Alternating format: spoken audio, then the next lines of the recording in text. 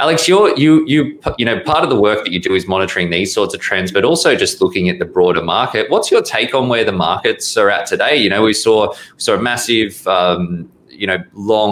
massive returns into the back end of last year, then whacked with COVID. Now we're back to, above where we were, still a little bit below the long-term average for markets generally. What do you think in terms of where to from here?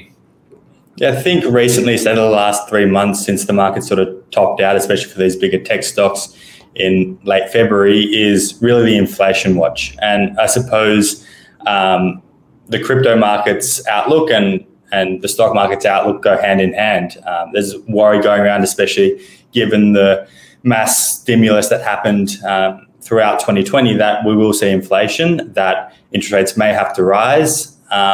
And if that's true, we're looking at some of the other sectors that may do well in the stock market. So it's unlikely tech stocks will continue the run they've had, and they've been leveled out for the past 3 months or so. But we're seeing the material stocks, the real estate stocks, financial stocks really start to turn around and post positive returns recently. I suppose if that does come true as well, that's really one of the primary drivers for the crypto market, specifically Bitcoin. A lot of Bitcoin's value is assigned to the fact that it's an inflation hedge. And whether you believe that or not, whether you think that's true or not, if we do see inflation happen, it will continue to drive this narrative that Bitcoin's one way to avoid that, like I suppose materials or real estate stocks are.